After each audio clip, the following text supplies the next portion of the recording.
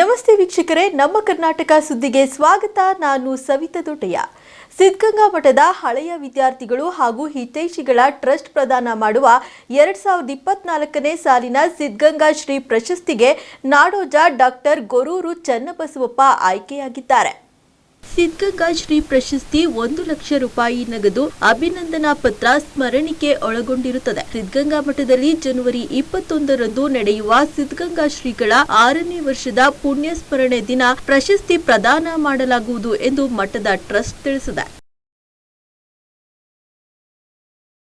ರಾಜ್ಯದಲ್ಲಿ ಇತ್ತೀಚಿನ ದಿನಗಳಲ್ಲಿ ಪ್ರಭಾವಿ ನಾಯಕರ ಹೆಸರಿನಲ್ಲಿ ವಂಚನೆ ಮಾಡುತ್ತಿರುವ ಪ್ರಕರಣಗಳು ದಿನೇ ದಿನೇ ಹೆಚ್ಚುತ್ತಲೇ ಇವೆ. ಈ ನಡುವೆ ತುಮಕೂರಿನಲ್ಲಿ ಕೂಡ ಕೇಂದ್ರ ಸಚಿವ ವಿ ಸೋಮಣ್ಣ ಹಾಗೂ ಹಿಂದುಳಿದ ವರ್ಗಗಳ ಇಲಾಖೆ ಕಾರ್ಯದರ್ಶಿ ಶಾಲಿನಿ ರಜನೀಶ್ ಅವರ ಸಹಿ ದುರುಪಯೋಗ ಮಾಡಿಕೊಂಡು ವಂಚನೆ ಮಾಡಲು ಮುಂದಾದ ಪ್ರಕರಣಕ್ಕೆ ಸಂಬಂಧಿಸಿದಂತೆ ವ್ಯಕ್ತಿಯೋರ್ವನನ್ನ ಪೊಲೀಸರು ಬಂಧಿಸಿದ್ದಾರೆ.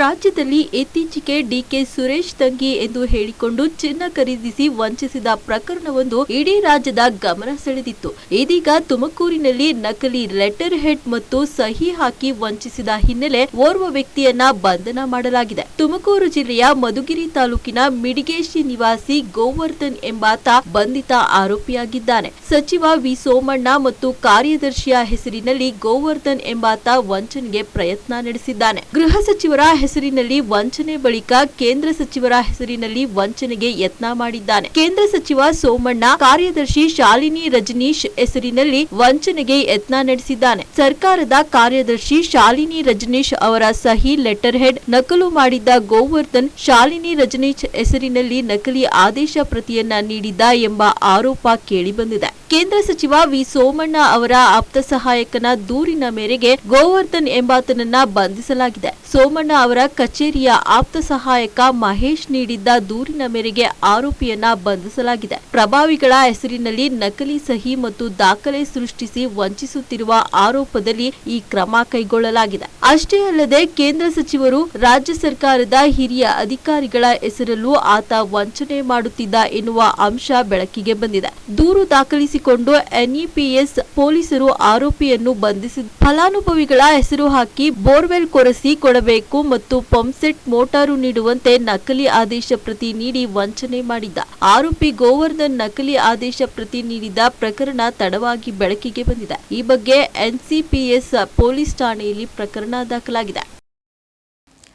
ಕರುನಾಡಿನ ಸುಪ್ರಸಿದ್ಧ ಕೊರಟಗೆರೆ ಕ್ಷೇತ್ರದ ಪ್ರಸಿದ್ಧ ಪುಣ್ಯಕ್ಷೇತ್ರ ಕಲ್ಪತರುನಾಡಿನ ಶ್ರೀ ಮಹಾಲಕ್ಷ್ಮಿ ಎಂದೇ ಪ್ರಖ್ಯಾತಿ ಪಡೆದಿರುವ ಗೊರವನಹಳ್ಳಿ ಶ್ರೀ ಮಹಾಲಕ್ಷ್ಮಿ ದೇವಾಲಯಕ್ಕೆ ಹೊಸ ವರ್ಷದ ಪ್ರಯುಕ್ತ ಬುಧವಾರ ಸಾವಿರಾರು ಭಕ್ತರು ದೇವಾಲಯಕ್ಕೆ ಭೇಟಿ ನೀಡಿ ತಾಯಿಯ ದರ್ಶನ ಪಡೆದರು.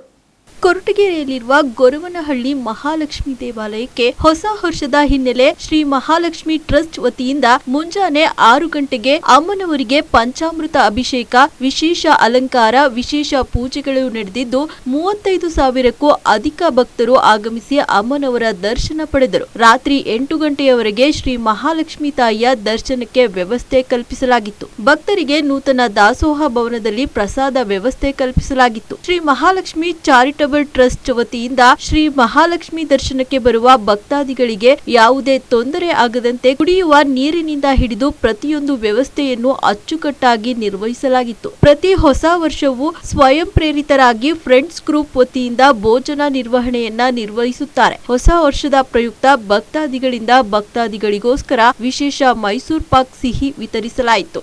ಶ್ರೀ ಮಹಾಲಕ್ಷ್ಮಿ ಎಲ್ಲರಿಗೂ ಹೊಸ ವರ್ಷದ ಬಂದಿರೋ ಭಕ್ತಾದಿಗಳಿಗೆ ಎಲ್ಲ ಥರದ ದೇವಸ್ಥಾನ ಮಾಡಿಕೊಳ್ಳಲಾಗಿದೆ. ದೇವರ ದರ್ಶನ ಸರಕುಸಾರಿನಲ್ಲಿ ಬಂದು ದೇವರ ದರ್ಶನ ಪಡೆಯುವುದರಿಂದ ಎಲ್ಲ ಭಕ್ತಾದಿಗಳನ್ನು ವಿನಂತಿ ಮಾಡಿಕೊಳ್ಳುತ್ತೇವೆ. ಓಂ ಶ್ರೀ ಮಹಾಲಕ್ಷ್ಮಿ ನಮಃ. ವಿಶೇಷತೆಗಳು ಬೆಳಗ್ಗೆ ಎಷ್ಟು ಗಂಟೆಯಿಂದ ಪೂಜೆ ಎಷ್ಟು ಗಂಟೆ? ಬೆಳಗ್ಗೆ 6 ಗಂಟೆಯಿಂದಲೂ ಮಹಾಲಕ್ಷ್ಮಿಗೆ ಪಂಚಾಮೃತ ಅಭಿಷೇಕ, ಹೂವಿನ ಅಲಂಕಾರ ಎಲ್ಲ ನಡೆದಿದೆ. ಈಗ ಸರ್ತಿನಾಥರಲ್ಲಿ ಬರೋ ಎಲ್ಲರಿಗೂ ಒಳ್ಳೆಯ ದರ್ಶನ ಇದೆ. ಎಲ್ಲರಿಗೂ ದೇವರು ಒಳ್ಳೆಯದು ಮಾಡಿರ್ತಾರೆ. ಬೆಳಗ್ಗೆ ಎಷ್ಟು ಗಂಟೆಯಿಂದ ಸಂಜೆ ಎಷ್ಟು ಗಂಟೆವರೆಗೂ ದರ್ಶನ? ಬೆಳಗ್ಗೆ 6 ಗಂಟೆಯಿಂದ ರಾತ್ರಿ 8:30 ತನಕ ದರ್ಶನ ಇರುತ್ತೆ. ಹೊಸ ವರ್ಷ ಆಗಿರೋದ್ರಿಂದ ಭಕ್ತರ ಸಂಖ್ಯೆ ಜಾಸ್ತಿ ಆಗ್ತಾ ಇದೆ. ಹೊಸ ವರ್ಷದಿಂದ ಭಕ್ತರ ಸಂಖ್ಯೆ ಜಾಸ್ತಿ ಇರೋದ್ರಿಂದ ಅವ್ರಿಗೆ ಎಲ್ಲ ಥರದ ವ್ಯವಸ್ಥೆಯನ್ನು ಕಲ್ಪಿಸಲಾಗಿದೆ ಟ್ರಸ್ಟ್ ವತಿಯಿಂದ. ಸಮಸ್ತ ಭಕ್ತಾದಿಗಳಿಗೆ 2024 ಮತ್ತು 2025ರ ಪ್ರಾರಂಭ ದಿವಸದ ವಿಶೇಷವಾಗಿ ನಿಮ್ಮೆಲ್ಲರಿಗೂ ಮಹಾಲಕ್ಷ್ಮಿ ಆಶೀರ್ವಾದ ಸದಾ ಇರಲಿ. ಮಾತೆ ಮಹಾಲಕ್ಷ್ಮಿ ಕಮಲಮ್ಮನವರ ಆಶೀರ್ವಾದ ಸದಾ ನಿಮ್ಮೆಲ್ಲರೂ ಸಿಗಲಿ. ಈ ಮಾತೆ ಮಹಾಲಕ್ಷ್ಮಿ ಕಮಲಮ್ಮನವರು ವಾಸಿಗಳಾಗಿ ಸುಮಾರು ದೇವಸ್ಥಾನದ ಕ್ಷೇತ್ರದ ಅಭಿವೃದ್ಧಿಗೆ ತನ್ನ ದೇಹದಲ್ಲಿರುವ ರಕ್ತ ಎಲ್ಲ ಸೋಸಿ ನೀರಿನಲ್ಲಿ ಮನೆ ಕಟ್ಟಿದಂಗೆ ರಕ್ತದಲ್ಲಿ ದೇವಸ್ಥಾನ ಕಟ್ಟಿರೋಂಥ ಏಕೈಕ ವ್ಯಕ್ತಿ. ಕಾಡನ್ನು ನಾಡಿನಾಗಿ ಮಾಡಿ ನಿತ್ಯ ಅನ್ನದಾನ ಸೇವೆಯಾಗಿ ಮಾಡಿದಂತಹ ಮಾತೆ ಮಹಾಲಕ್ಷ್ಮಿ ಕಮಲಮ್ಮನವರ ಮೂಲ ಬೃಂದಾವನ. ಅವರು ವಾಸವಾಗಿದ್ದಂಥ ಮನೆ, ಆ ಮನೆಯಲ್ಲಿ ಇದ್ದಾಗ ಇಲ್ಲಿದ್ದು ಬಂದಿರುವಂಥ ಭಕ್ತಾದಿಗಳಿಗೆ ಅನ್ನದಾನ ಮಾಡ್ತಾಯಿದ್ರು.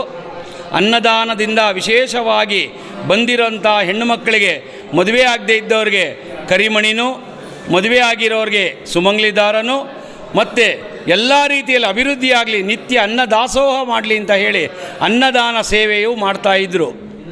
ಇಲ್ಲಿ ವಿಶೇಷ ಏನು ಅಂದರೆ ಇಡೀ ಅಕ್ಕಿ ಪೂಜೆ. ಒಂದು ಇಡೀ ಅಕ್ಕಿಯನ್ನು ಕೈಯಲ್ಲಿ ಹಿಡಿದು ಲಕ್ಷ್ಮಿ, ನಾನು ಅಂದ್ಕೊಂಡಿರೋ ಕೆಲಸ ನನಗೆ ಅಭಿವೃದ್ಧಿ ಮಾಡಿಕೊಟ್ರೆ ನಾವು ದಂಪತಿಗಳು ಸಮೇತ ಬರ್ತೀವಿ ಅಂತ ಹೇಳಿ ಸಂಕಲ್ಪ ಮಾಡಿಕೊಂಡು ಒಂದು ಇಡೀ ಅಕ್ಕಿನ ಡಬ್ಬದಲ್ಲಿ ಹಾಕಿರೋ ಅಂಥ ಅಕ್ಕಿಯಲ್ಲಿ ₹1 ಕಾಯಿಸ್ತಾ ಇಟ್ಟು ಅದು ಅಕ್ಕಿಯಲ್ಲಿರೋಂಥ ದುಡ್ಡನ್ನು ತೆಗೆದು ಪಕ್ಕದಲ್ಲಿಟ್ಟು ಅಕ್ಕಿನ ಮನೆಗೆ ಬಳಸ್ತಾ ಇದ್ದರು. ಮನೆಯಲ್ಲಿದ್ದಂಥ ಅಕ್ಕಿ ಅಕ್ಷಯವಾಗಿ ಇಲ್ಲಿಗೆ ಬಂದು ನಿತ್ಯ ಅನ್ನದಾನಕ್ಕೆ ದಾನವಾಗಿ ಅಕ್ಕಿನ ತೊಗೊಂಬಂದು ದೇವರಿಗೆ ಉಡಿ ತುಂಬ್ತಾಯಿದ್ರು. ಇದನ್ನು ಮಡ್ಲೆಕ್ಕಿ ಅಂತ ಹೇಳ್ತಾಯಿದ್ರು. ಆಗಿನಿಂದ ಮಾಡಿದಂಥ ಸೇವೆ ಇವತ್ತು ಮಾತೆ ಮಹಾಲಕ್ಷ್ಮಿ ಕಮಲಮ್ಮ ಅಭಿವೃದ್ಧಿ ಮಾಡಿ ನಿತ್ಯ ದಾಸೋಹ ಸುಮಾರು ಸಾವಿರಾರು ಜನ ಊಟ ಮಾಡಿಕೊಂಡು ಬರುವಂಥ ಒಂದು ಕ್ಷೇತ್ರ ಆಗಿದೆ. ಸಮಸ್ತ ನಾಡಿನ ಜನತೆಗೆ ಹೊಸ ವರ್ಷದ ಶುಭಾಶಯಗಳು. ಈ ಒಂದು ಹೊಸ ವರ್ಷದ ದಿವಸ ಶ್ರೀ ಮಹಾಲಕ್ಷ್ಮಿ ದರ್ಶನಕ್ಕೆ ಸಾವಿರಾರು ಜನ ಭಕ್ತಾದಿಗಳು ಬರ್ತಿದ್ದಾರೆ. ಆದರೆ ಇವತ್ತು ಹೇಳಬೇಕಂದ್ರೆ ತೀರಾ ಕಡಿಮೆ. ಯಾಕೆಂದರೆ ಇವತ್ತು ವರ್ಕಿಂಗ್ ಡೇ ಇರೋದ್ರಿಂದ, ಸರ್ಕಾರಿ ರಜೆ ಇಲ್ಲದೇ ಇರೋದ್ರಿಂದ ಜನ ಕಡಿಮೆ ಇದ್ದಾರೆ. ಆದ್ರೂ ನಮ್ಮ ಇದ್ರ ಪ್ರಕಾರ ಒಂದು 25,000 30,000 ಜನ ಬರ್ಬೋದು. 60,000 70,000ವರೆಗೂ ಇದೆ ಅಂತ ನಾವು ಇದು ಮಾಡಿದ್ವಿ. ಆದರೆ ಒಂದು 30,000-35,000 ಜನ ಬರ್ಬೋದು ಸಂಜೆ ಒಳಗಡೆ ಅಂತ ನಾವು ತೀರ್ಮಾನ ತಗೊಂಡಿದ್ದೀವಿ. ಬರುವಂಥ ಭಕ್ತರಿಗೆ ನಮ್ಮ ದೇವಸ್ಥಾನದ ವತಿಯಿಂದ ಏನು ಒಂದು ದರ್ಶನದ ವ್ಯವಸ್ಥೆ ಆಗ್ಬೋದು, ಸರತಿ ಸಾಲು ವ್ಯವಸ್ಥೆ ಆಗ್ಬೋದು, ವಿಶೇಷ ದರ್ಶನ ವ್ಯವಸ್ಥೆ ಆಗ್ಬೋದು, ಅದೆಲ್ಲ ಸಂಸ್ಥೆಯಿಂದ ನಡೆಸಿದ್ದೀವಿ. ಬರೋಂಥ ಭಕ್ತರಿಗೆ ನೀರಿನ ವ್ಯವಸ್ಥೆ, ಸಾಲು ಸರದಿಗಳ ನೀರಿನ ವ್ಯವಸ್ಥೆಗಳಾಗ್ಬೋದು, ನಮ್ಮ ಎಲ್ಲ ಅನುಕೂಲತೆಗಳನ್ನು ನಾವು ಆಲ್ರೆಡಿ ಪಾರ್ಕಿಂಗ್ ವ್ಯವಸ್ಥೆ ಎಲ್ಲ ನಮ್ಮ ಏನು ನಮ್ಮ ಗೃಹ ಇಲಾಖೆಯಿಂದ ನಮಗೆ ಪ್ರತಿ ವರ್ಷದಿಂದ ಪೊಲೀಸ್ನವರು ಆಗ್ಬೋದು, ನಮ್ಮ ಸಾಹೇಬರು ಇವರು ಭಾಳ ನಮಗೆ ಸಹಕಾರ ನೀಡ್ತಾರೆ. ಪ್ರತಿ ವರ್ಷದಂತೆ ಈ ವರ್ಷವೂ ಸಹಕಾರ ಕೊಟ್ಟಿದ್ದಾರೆ. ವಾಲಂಟ್ರಿಯಾಗಿ ನಿಂತು ನಮ್ಮ ಇದಕ್ಕೆ ಕೈ ಜೋಡಿಸಿ ಬರುವಂಥ ಭಕ್ತರಿಗೆ ಯಾವುದೇ ರೀತಿಯ ತೊಂದರೆ ಆಗದಂತೆ ನಮ್ಮ ಗೃಹ ಇಲಾಖೆಯವರು ಎಲ್ಲ ನಮ್ಮ ಇದು ಮಾಡ್ತಾಯಿದ್ದಾರೆ. ಅದೇ ರೀತಿ ನಮ್ಮ ಸರ್ವಸ್ಥ ಜನರಿಗೆ, ಬರುವಂಥ ಭಕ್ತರಿಗೆ ಅವರ ಕೋರಿಕೆ ಏನಿದೆ ಅದೆಲ್ಲ ಮಹಾಲಕ್ಷ್ಮಿ ತಾಯಿ ಅನುಕೂಲ ಮಾಡಿಕೊಳ್ಳಿ, ಎಲ್ಲರಿಗೂ ಒಳ್ಳೆಯದಾಗಲಿ. ಏನು ಭಕ್ತರು ಬರ್ತಾರೆ ಅವ್ರಿಗೆ ಯಾವುದೇ ರೀತಿಯ ತೊಂದರೆ ಆಗೋ ದಾಸೋಹ ವ್ಯವಸ್ಥೆಯೂ ಇದೆ. ಆಲ್ರೆಡಿ ಬೆಳಗ್ಗೆ ಪ್ರಸಾದ ವ್ಯವಸ್ಥೆ ಬೆಳಗ್ಗೆ 7 ಗಂಟೆಗೆ ನಾವು ಶುರು ಮಾಡಿದ್ದೀವಿ. ರಾತ್ರಿ 11 ಗಂಟೆ ಆದ್ರೂ ನಾವು ಪ್ರಸಾದ ವ್ಯವಸ್ಥೆ ಇದೆ, ದರ್ಶನ ವ್ಯವಸ್ಥೆ. ಜನ ಎಷ್ಟೊತ್ತು ಸಾಮಾನ್ಯವಾಗಿ ನಾವು 8:15 8:45ಗೆ ಬಾಗ್ಲಾಗ್ತೀವಿ. ಏನಾದರೂ ಜನ ಲೇಟಾಗಿ ಬಂದರೆ ನಾವು ಇರೋಂಥ ಜನರಿಗೆ ಅಷ್ಟು ಜನಕ್ಕೂ ಬರೋಂಥ ಭಕ್ತರಿಗೆ ದರ್ಶನ ಮಾಡಿ ನಾವು ಬಾಗಿಲಾಕಬೇಕು ಅಂತ ಸಭೆಯಲ್ಲಿ ತೀರ್ಮಾನ ತಗೊಂಡಿದ್ದೀವಿ. ಈ ಒಂದು ಇದಕ್ಕೆ ನನ್ನ ಒಬ್ಬನ ಶ್ರಮ ಅಲ್ಲ, ಏನು ನಮ್ಮ 14 ಜನ ಧರ್ಮದರ್ಶಿಗಳಿದ್ದಾರೆ.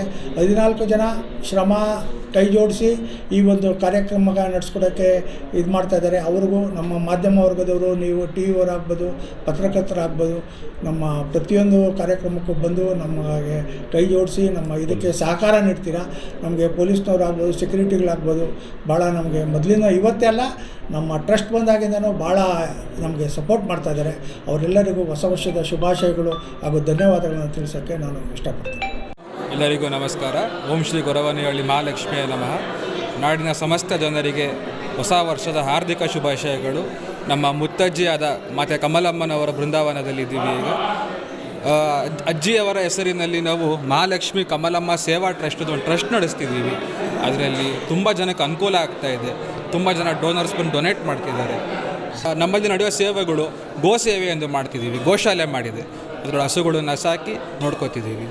ಆಮೇಲೆ ಸ್ತ್ರೀ ಕಮಲ ಹೆಣ್ಣು ಮಕ್ಕಳಿಗೆ, ರೂರಲ್ ಹೆಣ್ಣು ಮಕ್ಕಳಿಗೆ ಎಂಪವರ್ಮೆಂಟ್ ಮಾಡುವಂಥ ಕೆಲಸವನ್ನು ಮಾಡ್ತಾಯಿದೆ. ಆಮೇಲೆ ವಿದ್ಯಾಕಮಲ ಪ್ರತಿಭಾ ಪುರಸ್ಕಾರ ಕಾರ್ಯಕ್ರಮಗಳನ್ನು ನಡೆಸಲಾಗ್ತಾಯಿದೆ.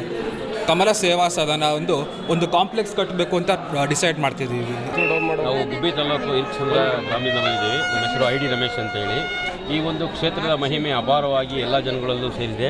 ಕರ್ನಾಟಕಾದ್ಯಂತ ಮತ್ತು ರಾಜ್ಯಗಳಲ್ಲೂ ಸಹ ವಿಚಾರವಾಗಿದೆ. ಆದ್ದರಿಂದ ಈ ಒಂದು ಹೊಸ ವರ್ಷದಲ್ಲಿ ಇಲ್ಲಿ ಬಂದಿರತಕ್ಕಂಥ ಭಕ್ತಾದಿಗಳು ಎಲ್ಲರೂ ಹೊಸತನವನ್ನು ನೋಡೋಕ್ಕೋಸ್ಕರವಾಗಿ ಬಂದಿದ್ದಾರೆ. ಈ ತಾಯಿ ಎಲ್ಲರಿಗೂ ಸಹ ಶಕ್ತಿಯನ್ನು ಕೊಡ್ತಾಳೆ ಮತ್ತು ದುಡ್ಡಿನ ಹಣಕಾಸಿನ ವಿಚಾರ ಮತ್ತು ಎಲ್ಲ ಕಾರ್ಯಕ್ರಮಗಳನ್ನು ಅವರು ನಡೆಸಿಕೊಡೋಕ್ಕೆ ಒಂದು ಒಳ್ಳೆಯ ಧರ್ಮಕ್ಷೇತ್ರವಾಗಿ ಇದು ಬೆಳವಣಿಗೆ ಆಗ್ತಾ ಇದೆ. ಇನ್ನೂ ಹೆಚ್ಚಿನದಾಗಿ ಇದು ಬೆಳವಣಿಗೆಯಾಗಿ ಜನಗಳಿಗೆ ಒಳ್ಳೆಯ ಆಶೀರ್ವಾದ ಕೊಟ್ಟು ಗೊರವನಹಳ್ಳಿ ಲಕ್ಷ್ಮಿ ಅವರು ಇನ್ನು ಮುಂದಿನ ದಿನಗಳಲ್ಲಿ ಹೆಚ್ಚಿನ ಜನಸಂಖ್ಯೆಯಲ್ಲಿ ಬಂದು ಒಂದು ಸೇರಿ ಒಂದು ಆಶೀರ್ವಾದವನ್ನು ಪಡೆಯಲು ಒಳ್ಳೆಯ ಅವಕಾಶವನ್ನು ಮಾಡಿಕೊಟ್ಟಿದ್ದಾರೆ. ಈ ಎಲ್ಲ ಒಂದು ಸಿಬ್ಬಂದಿಗಳು ಸಹ ಸಿಬ್ಬಂದಿ ಕರೆಕ್ಟಾಗಿ ಎಲ್ಲರಿಗೂ ವ್ಯವಸ್ಥೆಯನ್ನು ಮಾಡಿದ್ದಾರೆ. ಅವ್ರಿಗೂ ಸಹ ನಮ್ಮ ಈ ಜನತೆಯ ಪರವಾಗಿ ನಾವು ಹೃತ್ಪೂರ್ವಕವಾದಂಥ ಪೊಲೀಸ್ ಇಲಾಖೆ ಇರ್ಬೋದು, ಧರ್ಮದರ್ಶಿಗಳ ಇಲಾಖೆಯಿಂದ ಇರ್ಬೋದು, ಅವರೆಲ್ಲರಿಗೂ ಸಹ ನಾವು ಒಂದು ಹೃತ್ಪೂರ್ವಕವಾದ ಧನ್ಯವಾದಗಳನ್ನು ಸಹ ನಾವಿಲ್ಲಿ ತಿಳಿಸ್ತಾ ಇದ್ದೀವಿ. ಎಷ್ಟು ವರ್ಷದಿಂದ ಬರ್ತಿದ್ರಿ ಸರ್? ನಾವು ಸುಮಾರು ವರ್ಷಗಳು ನಾನು ಇಲ್ಲೇ ಡ್ಯೂಟಿ ಮಾಡ್ತಿದ್ದೆ ಮೊದಲು. ಈ ಕೊರಟಗೆರೆ ತಾಲೂಕಿನಲ್ಲಿ ಸುಮಾರು 15-20 ವರ್ಷದಿಂದಲೇ ಬರ್ತಿದ್ದೀವಿ. ಪ್ರತಿ ವರ್ಷವೂ ಬರ್ತಿರ್ತೀವಿ ಮತ್ತು ಯಾವಾಗಲೂ ಬೇಕಾದಾಗ ಬರ್ತಿರ್ತೀವಿ. ಆದರೆ ಇಲ್ಲಿ ಪೂರ್ವಕದಲ್ಲಿ ಸ್ವಲ್ಪ ಕಡಿಮೆ ಇತ್ತು, ಈಗ ಹೆಚ್ಚಿನದಾಗಿ ಇಂಪ್ರೂವ್ಮೆಂಟ್ ಮಾಡಿದ್ದಾರೆ. ಇದೇ ರೀತಿಯಲ್ಲಿ ಇನ್ನೂ ಹೆಚ್ಚಿನ ರೀತಿಯಿಂದ ಅಭಿವೃದ್ಧಿ ಕಾರ್ಯ ಮಾಡಿ ನಮ್ಮ ಕರ್ನಾಟಕ ಮತ್ತು ನಮ್ಮ ಭಾರತ ದೇಶದಲ್ಲೇ ಸಹ ಒಂದು ವಿಚಾರ ಇಲ್ಲಿ ನೆಲೆಸುತ್ತದೆ. ಆ ಒಂದು ಪ್ರಸಿದ್ಧಿಯನ್ನು ಮಾಡಬೇಕು ಅಂತೇಳಿ ನಮ್ಮ ಆಸೆಯ ಭಾಗವಾಗಿರ್ತದೆ. ನಮ್ಮ ಹೆಸರು ಐ ಡಿ ರಮೇಶ್ ಅಂತೇಳಿ, ಇಲ್ಸಂದ್ರ ಗುಬ್ಬಿ ತಾಲೂಕು.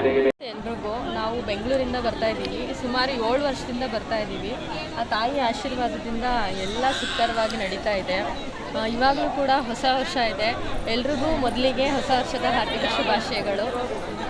ಹೊಸ ವರ್ಷ ಎಲ್ರಿಗೂ ಹರ್ಷ ತರಲಿ. ಹೀಗೆ ನಮ್ಮ ತಾಯಿ ಆಶೀರ್ವಾದ ನಿಮ್ಮ ಮೇಲೆ ಸದಾ ಇರಲಿ ಅಂತ ಭಾವಿಸ್ತೀವಿ. ಯಾವಾಗಲೂ ಗೊರವನಹಳ್ಳಿಗೆ ನಾವು ಬರ್ತಾನೆ ಇರ್ತೀವಿ. ಪ್ರತಿ ವರ್ಷ ಬಂದು ನಾವು ಮಡ್ಲಕ್ಕಿ ಕೊಟ್ಟು ನಮ್ಮಲ್ಲಿರೋ ಆಶಯ ಏನಿದೆ ಅದನ್ನು ಬೇಡ್ಕೊಂಡು ದೇವಿಗೆ ಯಾವಾಗಲೂ ನಾವು ಕೇಳ್ತಾನೆ ಇರ್ತೀವಿ. ದೇವಿ ಎಲ್ಲದನ್ನು ಈಡೇರಿಸ್ಕೊಟ್ಟಿದ್ದಾಳೆ. ನಮಗೆ ಸುಖ, ಶಾಂತಿ, ನೆಮ್ಮದಿ, ನಾವು ಏನೇ ಪ್ರಾಬ್ಲಮ್ ಇದ್ರೂ ಎಲ್ಲನೂ ದೇವಿಯಲ್ಲಿ ಒಂದು ಆಶಯ ಬೇಡ್ಕೊಂಡು ಪ್ರತಿ ವರ್ಷ ಬಂದು ನಮಸ್ಕಾರ ಮಾಡ್ಕೊಂಡು ಹೋದರೆ ಸಾಕು. ತಾಯಿ ಕೃಪಾಶೀರ್ವಾದ ಯಾವಾಗಲೂ ನಮ್ಮ ಮೇಲಿರುತ್ತೆ. ಅವರ ಆಶೀರ್ವಾದದಿಂದ ಸದಾ ನಾವು ಸುಖವಾಗಿದ್ದೀವಿ. ಹೀಗೆ ತಾಯಿ ಆಶೀರ್ವಾದಕ್ಕೋಸ್ಕರ ಇವಾಗಲೂ ಬಂದಿದ್ದೀವಿ. ಇವಾಗ ಬೆಂಗಳೂರಿಂದ ಬಂದಿದ್ದೀವಿ. ಇವತ್ತು ಸುಮಾರು ಜನ ಇವಾಗ ಬಂದಿದ್ದೀವಿ. ತುಂಬ ಕ್ರೌಡ್ ಇದೆ. ತಾವು ಮೊದಲು ನೋಡಿದ್ದಕ್ಕೂ ದೇವಸ್ಥಾನ ಈಗ ನೋಡ್ತಿರೋದಕ್ಕೆ ತುಂಬ ವ್ಯತ್ಯಾಸ ಇದೆ. ತುಂಬ ಇಂಪ್ರೂವ್ಮೆಂಟ್ಸ್ ಆಗಿದೆ. ಇಲ್ಲಿ ಚಾರಿಟಬಲ್ ಟ್ರಸ್ಟ್ ಅವರು ತುಂಬ ಚೆನ್ನಾಗಿ ಎಲ್ಲನೂ ಮೇಂಟೈನ್ ಮಾಡ್ತಿದ್ದಾರೆ. ಪ್ರತಿದಿನ ದಾಸೋಹ ಇರೋದ್ರಿಂದ ಪ್ರತಿ ಜನಕ್ಕೂ ಊಟ ಎಲ್ಲ ಸಿಗ್ತಾ ಇದೆ. ಎಲ್ಲರೂ ಸಂತೃಪ್ತರಾಗಿ ಹೋಗ್ತಾ ಇದ್ದಾರೆ. ತಾಯಿ ಆಶೀರ್ವಾದ ಹೀಗೆ ಎಲ್ಲರ ಮೇಲೂ ಇರಲಿ, ಹೀಗೆ ಚೆನ್ನಾಗಿ ನಡೀಲಿ ಅಂತ ಭಾವಿಸ್ತೀನಿ. ನನ್ನ ಹೆಸರು ಸವಿತಾ. ಸರ್, ನಾವು ಮಂಡ್ಯದಿಂದ ಬಂದಿರೋದು. ತುಂಬ ವರ್ಷಗಳಿಂದ ಬರ್ತಾಯಿದ್ದು. ತುಂಬ ಒಳ್ಳೇದಾಗೈತೆ. ಮಾತ್ರ ನಾವು ಏನು ಕೇಳ್ಕೊತೀವಿ ಅದನ್ನೆಲ್ಲ ಒಳ್ಳೇದೇ ಆಗೈತೆ. ಮಗಳು ಮದುವೆಗೆ ಮನೆಗೆಲ್ಲ ಎಲ್ಲ ಹರಿಸ್ಕೊಂಡಿದ್ದು ಅದರಂತೆಯೇ ಒಳ್ಳೇದೇ ಆಗೈತೆ.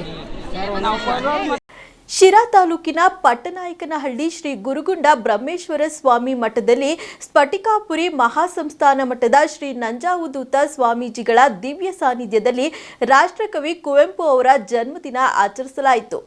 ಈ ಸಂದರ್ಭದಲ್ಲಿ ಶ್ರೀ ನಂಜಾವಧೂತ ಸ್ವಾಮೀಜಿ ಪತ್ತಿನ ಸಹಕಾರಿ ಸಂಘದ ಅಧ್ಯಕ್ಷ ಒಸ್ಮನೆ ರಂಗನಾಥ್, ವೀರಗಾನಹಳ್ಳಿ ಶಿವಾನಂದ್, ರಾಜಣ್ಣ, ಪಿಡಿಒ ಲಕ್ಷ್ಮೀಬಾಯಿ, ಲಕ್ಷ್ಮೀಕಾಂತ್, ಚಂದ್ರಶೇಖರ್ ಸೇರಿದಂತೆ ಹಲವಾರು ಮುಖಂಡರು ಉಪಸ್ಥಿತರಿದ್ದರು.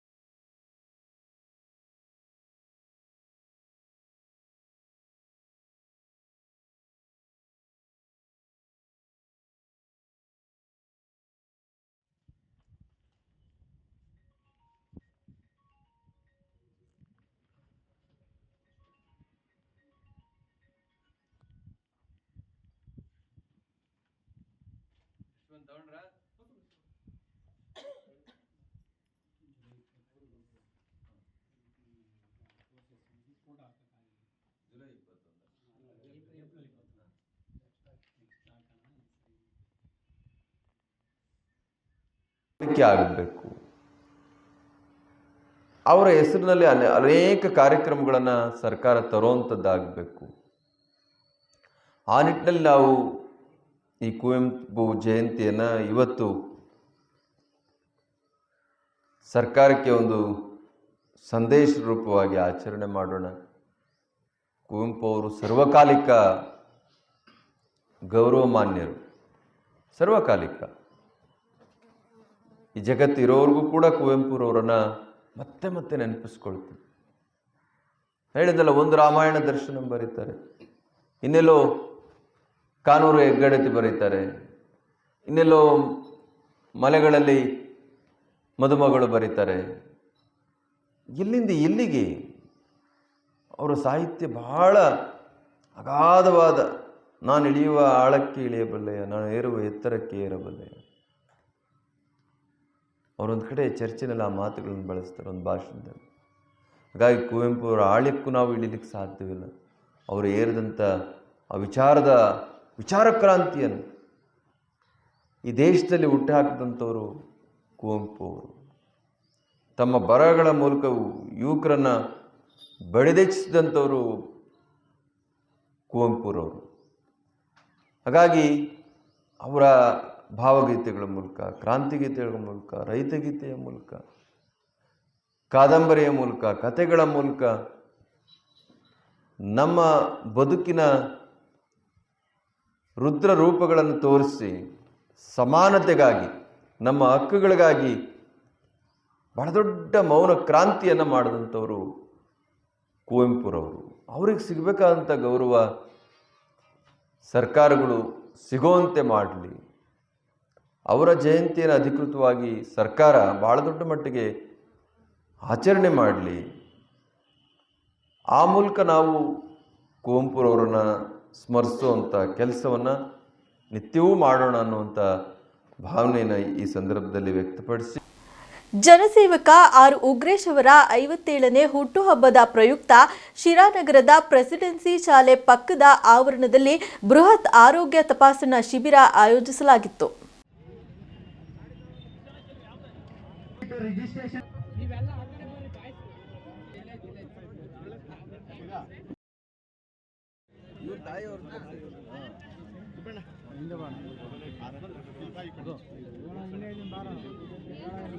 ತಪಾಸಣಾ ಶಿಬಿರಕ್ಕೆ ಚಾಲನೆ ನೀಡಿ ಮಾತನಾಡಿದ ಶ್ರೀಗಳು, ಗ್ರಾಮೀಣ ಮತ್ತು ನಗರ ಪ್ರದೇಶದ ಬಡವರ ಆರೋಗ್ಯ ಹಿತದೃಷ್ಟಿಯಿಂದ ಜನ್ಮದಿನವನ್ನು ಅದ್ದೂರಿಯಾಗಿ ಆಚರಣೆ ಮಾಡದೆ ಬಡವರಿಗೆ ಉಚಿತ ಆರೋಗ್ಯ ತಪಾಸಣಾ ಶಿಬಿರ ಆಯೋಜನೆ ಮಾಡಿ ಸೇವೆಯಲ್ಲಿ ಸಾರ್ಥಕತೆ ಮೆರೆದ ಸಾವಿರಾರು ಅಭಿಮಾನಿಗಳು ಎಂದು ತಿಳಿಸಿದರು. ಸರಿಯಾದ ರೀತಿಯಲ್ಲಿ ನಿರ್ವಹಣೆ ಮಾಡಲಿಲ್ಲ ಹಾಗೆ ಅಂತ ಹೇಳಿದರೆ ಅದು ಮಾರಣಾಂತಿಕ ಕಾಯಿಲೆ ಆಗಿ ಇನ್ನುಳಿದಂಥ ಎಲ್ಲ ಆರ್ಗನ್ಸ್ ಮೇಲೂ ಕೂಡ ಅದು ಕೆಟ್ಟ ಪರಿಣಾಮವನ್ನು ಬೀರ್ತದೆ.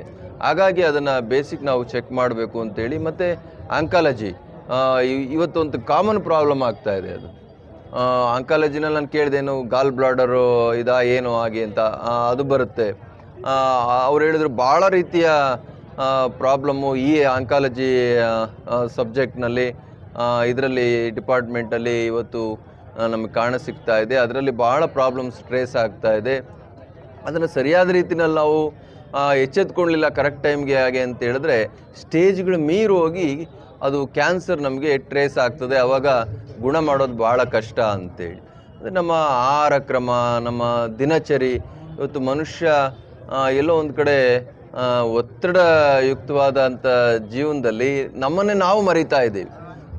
ನಾನು ಮೊನ್ನೆ ಯಾವುದೋ ಒಂದು ಇದರಲ್ಲಿ ಕೇಳ್ತಾ ಇದ್ದೆ, ಇವತ್ತು ನಾವು ಮಕ್ಕಳನ್ನು ಕೂಡ ಎತ್ತರೆ ಎಲ್ಲಿ ನಮ್ಮ ಜೀವನ ನಮ್ಮನ್ನು ಬಿಟ್ಟು ಮುಂದೆ ಓಡೋಗಿಬಿಡುತ್ತೋ ಹಾಗೆ ಅಂತೇಳಿ ಇವತ್ತು ಹೆಣ್ಮಕ್ಳು ಮಕ್ಕಳನ್ನ ಇರೋದಕ್ಕೆ ಕೂಡ ಹಿಂದೆ ಮುಂದೆ ನೋಡ್ತಾ ಇದ್ದಾರೆ. ಅಂದರೆ ಆ ಟೈಮು ಕೂಡ ನಾವು ದುಡಿದು ಬಿಡಬೇಕು, ಆ ರೀತಿಯ ಒಂದು ಅದನ್ನೇ ಹೇಳ್ತಾ ಇದ್ರು ಒಬ್ರು ಸ್ವಾಮಿಗಳು, ಡಿಂಕ್ ಅಂತ. ಅಂದರೆ ಈಗ ಹೆಣ್ಮಕ್ಳನ್ನ ಇದು ಮಕ್ಕಳನ್ನ ಎತ್ತರೆ ಭಾಳಷ್ಟು ಖರ್ಚು ನಾವು ಮಾಡಬೇಕಾಗ್ತದೆ, ಮಕ್ಕಳನ್ನ ಎರದೇ ಇದ್ದರೆ ಡಬಲ್ ಇನ್ಕಮ್ ಅಂತ, ಆ ಥರ ಚಿಂತನೆ ಮಾಡುವಂಥ ಒಂದು ವರ್ಗ ಬೆಳೀತಾ ಇದೆ ನಮಗೆ ಹಾಗೆ ಅಂತ. ಎಲ್ಲ ವೇಸ್ಟ್ ಆಫ್ ಟೈಮ್ ಅದನ್ನೆಲ್ಲ ನಾವು ಯಾಕೆ ಮಾಡಬೇಕು ಹಾಗೆ ಅಂತ ಈ ಥರ ಪರಿಕಲ್ಪನೆ ಬಂದುಬಿಟ್ರೆ ನಮ್ಮಲ್ಲಿ ಆ ಸಂಸ್ಕೃತಿ ಸಂಸ್ಕಾರ ಅವೇ ಇಲ್ಲ ಅಂತ ಹೇಳಿದ್ರೆ ಜೀವನ ಇವೆಲ್ಲ ನಶ್ವರ ಆಗಿಬಿಡ್ತಾವೆ. ಹಾಗಾಗಿ ನಾವು ಬೇಸಿಕಲಿ ನಮ್ಮನ್ನು ನಾವು ಚೆನ್ನಾಗಿ ನೋಡ್ಕೋಬೇಕು, ನಮ್ಮನ್ನು ನಾವು ಕೇರ್ ಮಾಡಬೇಕು. ನಮ್ಮ ದೇಹವೇ ಒಂದು ದೇವಾಲಯ ಅಂತೇಳಿ, ಭಗವಂತ ಎಲ್ಲಿದ್ದಾನೆ ಅಂತ ಹೇಳಿದ್ರೆ ನಮ್ಮ ಹೃದಯದಲ್ಲಿ ಇದ್ದಾನೆ ಹಾಗೆ ಅಂತ. ನಮ್ಮ ಹೃದಯವನ್ನು ನಾವು ಚೆನ್ನಾಗಿ ಇಟ್ಕೋಬೇಕು ಹಾಗೆ ಅಂತ. ಭಗವಂತ ನಮ್ಮ ಹೃದಯದಲ್ಲಿ ವಾಸ ಮಾಡಬೇಕು ಹಾಗೆ ಅಂತ ಹೇಳಿದ್ರೆ ನಮ್ಮ ದೇಹ ಚೆನ್ನಾಗಿರಬೇಕು ಹಾಗೆ ಅಂತೇಳಿ. ನಮ್ಮ ಬುದ್ಧಿ ಚೆನ್ನಾಗಿ ಕೆಲಸ ಮಾಡಬೇಕು ಹಾಗೆ ಅಂತೇಳಿ. ಅಂದರೆ ಸರ್ವಾಂಗೀಣ ಆರೋಗ್ಯ ಯಾರಲ್ಲಿರ್ತದೆ ಅಂತ ಹೇಳಿದ್ರೆ ಅವರಲ್ಲಿ ಭಗವಂತ ಬಂದು ಬೇಗ ಸೇರ್ತಾನೆ ಅಂತ. ಅದರಿಂದ ನಾವು ನಮ್ಮನ್ನು ನಾವು ಕೇರ್ ಮಾಡಿಕೊಳ್ಳುವಂಥ ಒಂದು ಜೀವನ ಶೈಲಿಯನ್ನು ನಾವು ರೂಢಿಸ್ಕೊಳ್ದೇ ಇದ್ದರೆ ನಾವು ಆರೋಗ್ಯವಂತ ಸಮಾಜವನ್ನು ನಿರ್ಮಾಣ ಮಾಡಲಿಕ್ಕೆ ಸಾಧ್ಯವಿಲ್ಲ. ಅದರಿಂದ ಇವತ್ತು ಆರೋಗ್ಯ ಎಲ್ಲರಿಗೂ ಕೂಡ ಮುಖ್ಯ. ಆರೋಗ್ಯದ ವಿಷಯದಲ್ಲಿ ಯಾರಿಗೂ ಕೂಡ ಭಗವಂತ ಕನ್ಸೆಷನ್ ಕೊಡೋದಿಲ್ಲ. ಅವನೇ ಸ್ವತಃ ಮಲ್ಟಿ ಸ್ಪೆಷಾಲಿಟಿ ಹಾಸ್ಪಿಟ್ಲ್ ಇಟ್ಟಿದ್ರು ಕೂಡ ಅವನು ಕೂಡ ಯಮ ಬಂದು ಕಾಲು ಕರ್ಕೊಂಡು ಹೋಗ್ತಾ ಇರ್ತಾನೆ. ಯಮನ ಭಟರು ಬಂದು ಕಾಲ್ಪಿಡಿ ಹೇಳುವಾಗ ತಾಳೆಂದರೆ ತಾಳುವರೆ ಅಂತ. ಅದರಿಂದ ನಾವು ನಮ್ಮನ್ನು ನಾವು ಸರಿಯಾಗಿ ನೋಡ್ಕೊಳ್ಬೇಕು ಮತ್ತು ನಮ್ಮ ಸುತ್ತಲಿರೋ ನಮ್ಮನ್ನು ನಂಬಿರುವಂಥ ವರ್ಗವನ್ನು ನಾವು ಚೆನ್ನಾಗಿ ನೋಡ್ಕೊಳ್ಬೇಕು ಹಾಗೆ ಅಂತೇಳಿ ಆ ರೀತಿಯ ಒಂದು ಮೈಂಡ್ಸೆಟ್ಟು ನಾವು ಬೆಳೆಸ್ಕೊಳ್ಳಿಲ್ಲ ಹಾಗೆ ಅಂತ ಹೇಳಿದ್ರೆ ಅದರಿಂದ ಭಾಳಷ್ಟು ನೋವುಗಳನ್ನು ನಾವು ಎದುರಿಸಬೇಕಾಗ್ತದೆ ಮತ್ತು ಅದು ಸಾಮಾಜಿಕ ಜೀವನದ ಮೇಲೂ ಕೂಡ ಭಾಳ ದೊಡ್ಡ ಪರಿಣಾಮವನ್ನು ಬೀರ್ತದೆ. ಹಾಗಾಗಿ ಇವತ್ತು ಸುಮ್ಮನೆ ಏನೋ ಆಚರಣೆ ಮಾಡ್ಕೊಳ್ಳೋದು ಬೇಡ. ಬಹುಶಃ ತಿಪ್ಪಣ್ಣವ್ರ ಕಾನ್ಸೆಪ್ಟ್ ಇರಬೇಕು ಅನಿಸ್ತದೆ ಇದೆಲ್ಲ. ಈ ಆರೋಗ್ಯ ತಪಾಸಣಾ ಶಿಬಿರಕ್ಕೆ ಲಯನ್ಸ್ ಕ್ಲಬ್ ಸಹಯೋಗದೊಂದಿಗೆ ಶ್ರೀದೇವಿ ವೈದ್ಯಕೀಯ ಮಹಾವಿದ್ಯಾಲಯ, ಶಂಕರ್ ನೇತ್ರಾಲಯ ಸಿಬ್ಬಂದಿ ಹಾಗೂ ವೈದ್ಯರು ಸಾವಿರಾರು ಬಡಜನರಿಗೆ ಪ್ರಾಥಮಿಕ ಆರೋಗ್ಯ ತಪಾಸಣೆ ನಡೆಸಿ ಹೆಚ್ಚಿನ ಚಿಕಿತ್ಸೆಗಾಗಿ ಸಂಬಂಧಪಟ್ಟ ಆಸ್ಪತ್ರೆಗಳಿಗೆ ಬಸ್ ವ್ಯವಸ್ಥೆ ಕಲ್ಪಿಸುವುದರ ಮೂಲಕ ನೆರವೇರಿಸಿದರು.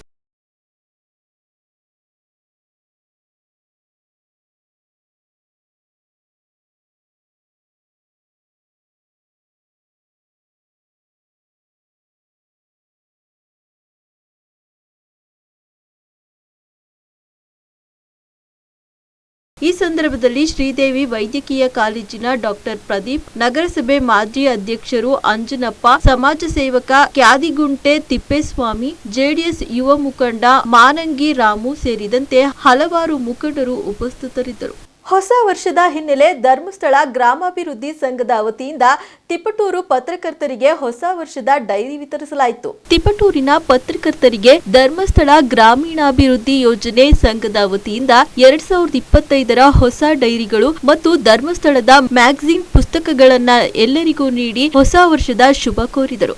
ಈ ಸಂದರ್ಭದಲ್ಲಿ ತಿಪಟೂರು ತಾಲೂಕಿನ ಧರ್ಮಸ್ಥಳ ಸಂಘದ ತಿಪಟೂರು ತಾಲೂಕು ಯೋಜನಾಧಿಕಾರಿ ಉದಯ್, ತಿಪಟೂರು ಗ್ರಾಮಾಂತರ ಯೋಜನಾಧಿಕಾರಿ ಸುರೇಶ್, ಕಚೇರಿ ಪ್ರಬಂಧಕರಾದ ನವೀನ್, ತಿಪಟೂರು ತಾಲೂಕು ಕೃಷಿ ಮೇಲ್ವಿಚಾರಕ ಪ್ರಮೋದ್, ಮೇಲ್ವಿಚಾರಕ ಜಯಪ್ರಸಾದ್, ಸಿಎಸ್ಸಿ ನೋಡಲ್ ಅಧಿಕಾರಿ ಪ್ರವನ್ ಉಪಸ್ಥಿತರಿದ್ದರು.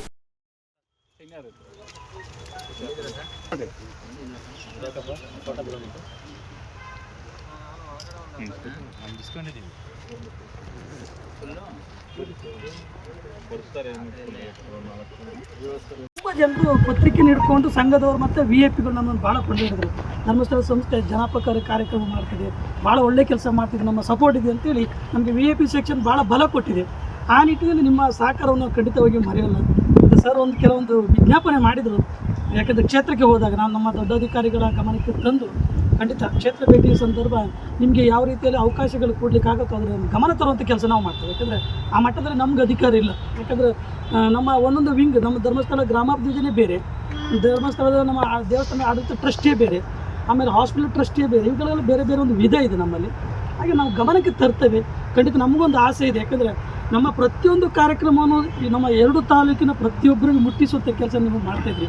ಆ ಸಹಕಾರವನ್ನು ಖಂಡಿತವಾಗಿ ನಾವು ಮರೆಯಲಿಕ್ಕೆ ಸಾಧ್ಯ ಇಲ್ಲ. ಯಾಕಂದರೆ ಭಾಳ ಪ್ರಚಾರ ನಾವು ಸ್ಟೇಟ್ ಲೆವೆಲಲ್ಲಿ ಗುರುತಿಸ್ಕೊಳ್ಳಿಕ್ಕೆ ನಿಮ್ಮ ಪತ್ರಿಕೆ ವರದಿಗಳು ತುಂಬ ನಮಗೆ ಹೆಲ್ಪ್ ಆಗಿದೆ. ಆ ನಿಟ್ಟಿನಲ್ಲಿ 2025ರ ನಿಮ್ಮ ಬಾಳು ಬದುಕು ಉಜ್ವಲವಾಗಲಿ, ಇನ್ನಷ್ಟು ಸಮಾಜ ಸೇವೆ ಮಾಡುವಂಥ ಯೋಗ ಭಾಗ್ಯವನ್ನು ಆ ಭಗವಂತ ನಿಮಗೆ ಎಲ್ಲರಿಗೂ ಕರುಣಿಸಲಿ.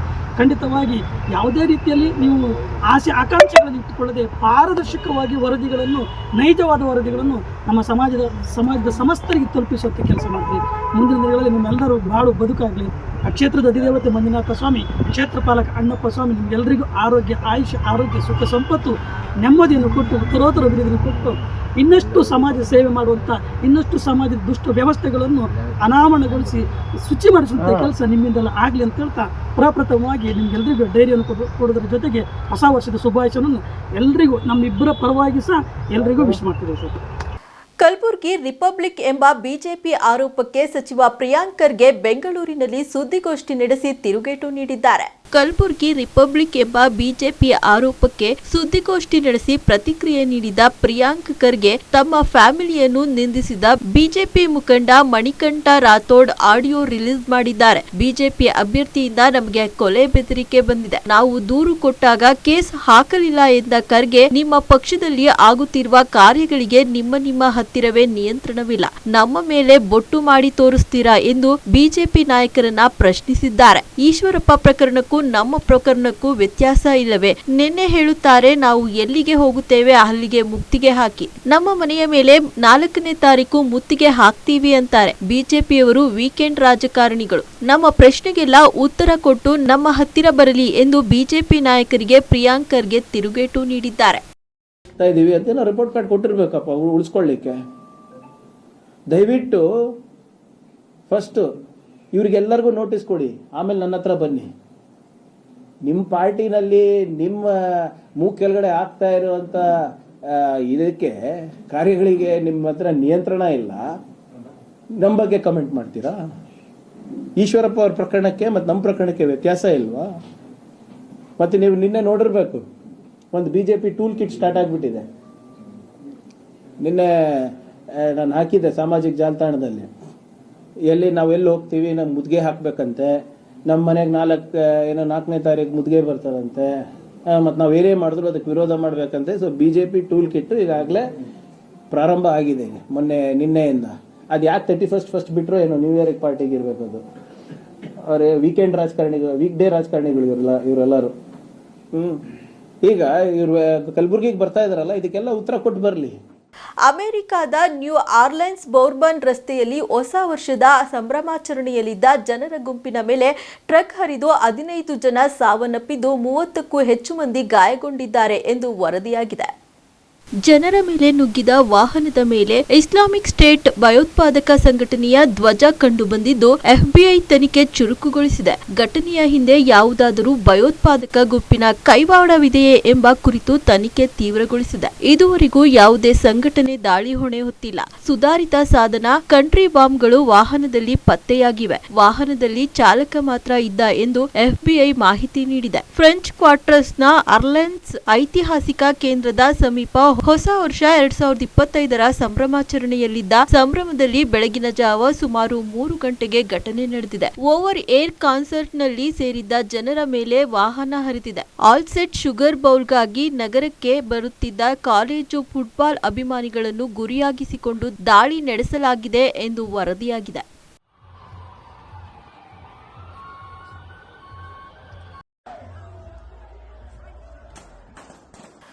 ಇಷ್ಟಿತ್ತು ಈ ಹೊತ್ತಿನ ಸುದ್ದಿ ಮತ್ತು ಮನೋರಂಜನೆಗಾಗಿ ನೋಡ್ತಾ ಇರಿ ನಮ್ಮ ಕರ್ನಾಟಕ ಟಿವಿ. ಇದು ಕನ್ನಡಿಗರ ಭರವಸೆ.